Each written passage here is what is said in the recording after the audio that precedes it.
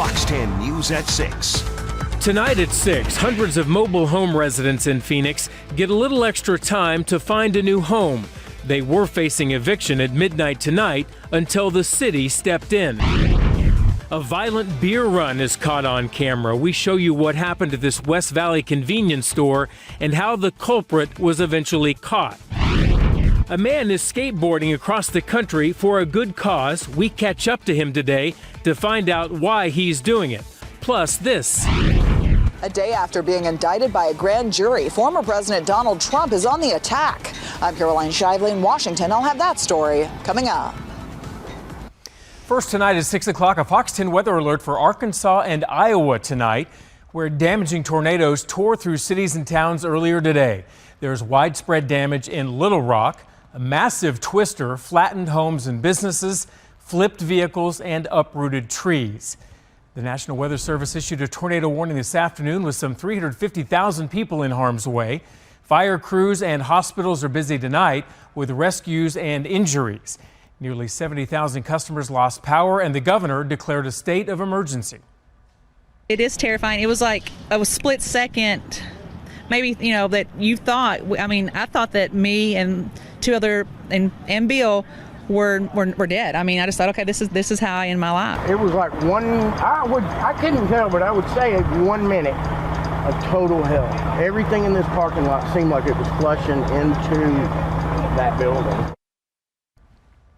Well, 2 tornadoes have been confirmed in Iowa and damaging hail reported in Illinois. And a Fox 10 News alert out of Oklahoma City. Powerful winds are fueling fierce grass fires. Gusts of up to 60 miles an hour are being reported. Several homes, barns, and buildings have burned.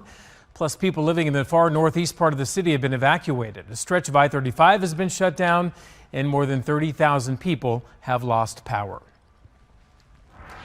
Back in the valley, people living at a mobile home park in Phoenix are getting a little extra time to find a new place to live. April 1st was the deadline to get out, but they were granted a few more weeks before it's time to go. Fox 10's Irene Snyder has more.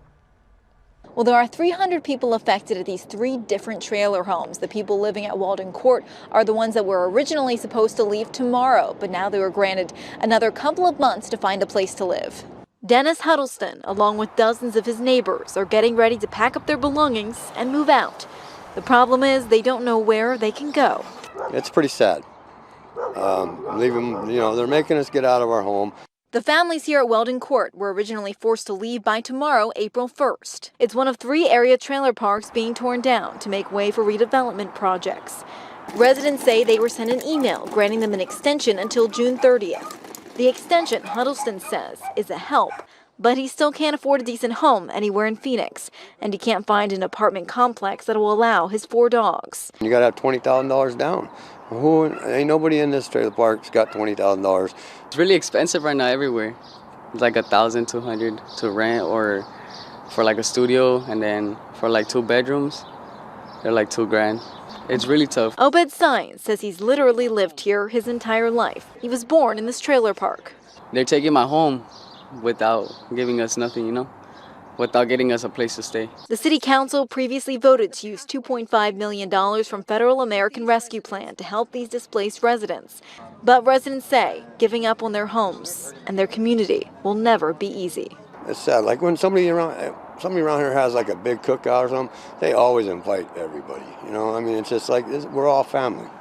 And it's sad because everybody's going to go their own ways. And Governor Katie Hobbs did sign a bill just yesterday that would increase the maximum payments tenants can receive from the mobile home relocation plan.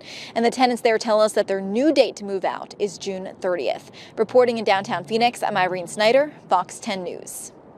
Caught on camera, a man assaulting a Circle K employee in Glendale during a beer run. It happened back in December near 59th Avenue in Bethany Home. Police say 26-year-old Salvador Gonzalez Duenas went into the business just before 3 a.m. to buy alcohol, well past the 2 a.m. limit for buying booze. The employee told him to leave, but police say Duenas choked the worker and broke his leg, then grabbed the beer and took off. Police say a tip led them to Duenas yesterday. Officers took him into custody, and he's now facing aggravated assault, burglary, and robbery charges tonight. A new nursing school is coming to the Valley, hoping to breathe new life into the struggling industry. Arizona has one of the worst nursing shortages in the nation, crippled during the pandemic by a wave of retiring nurses and others who just simply left the workforce. A recent study shows that Arizona has 8 nurses per 1,000 residents. That's the 9th lowest ratio in the country. But schools like Alliance hope to reverse that trend. We see Phoenix as the fastest growing city in the country and a city that's in desperate need of nurses and other health sciences professions. And so we've decided to locate and headquarter our School of Health Sciences right here in Arizona. We could also do shoulder dystocia, postpartum hemorrhage, or any other emergency things that may come up in childbirth. So we have the option to put them through experiences that they may not experience when they go into clinical practice. And the Alliance new campus will be at Park Central in Midtown Phoenix. Arizona is making it a bit easier for the LGBTQ community to donate blood and plasma. Attorney General Chris Mays joined 22 other states embracing a new policy. It uses a case-by-case risk assessment regardless of gender or sexual orientation. The former policy barred gay men and bisexual men from donating blood within 3 months of their most recent sexual contact. Mays says the new policy will increase the blood supply and help reduce discrimination. Former President Donald Trump will be arraigned on Tuesday after being indicted in New York City and will face at least 1 felony, according to the Associated Press. The 34-count sealed indictment stems from hush money payments to porn star Stormy Daniels during the 2016 presidential campaign. Trump's lawyer Michael Cohen paid Daniels $130,000 to stop any story of an extramarital affair. And that's just the beginning of Trump's legal troubles. Caroline Shively has more tonight. Security preparations are underway in New York City as former President Donald Trump prepares to turn himself into authorities next Tuesday. He was shocked, because I was shocked. Former President Trump's attorney describing the reaction to his client's indictment by a New York grand jury. Exact charges against Trump are under seal, but the investigation by Manhattan District Attorney Alvin Bragg centered on a hush money payment made to adult film star Stormy Daniels in the run-up to the 2016 presidential election. I don't think that what Trump did here, no matter what you think of it, actually constitutes a violation of the campaign finance laws. The announcement Thursday drew strong reaction from Republicans on Capitol Hill, with many calling it a political prosecution. Top GOP lawmakers are calling for Bragg to turn over documents related to his investigation. We use the term weaponization because there is no other way to describe what is happening here. They have weaponized our system of justice. Bragg called their inquiry illegitimate. Many Democrats are voicing their support for the indictment, but also want to wait and see what the specific charges are. There's no single person in America above the law. So this process should go forward without any political pressure one way or the other, and certainly without any violence. The Biden administration is not commenting on Mr. Trump's indictment. In Washington, Caroline Shively, Fox News.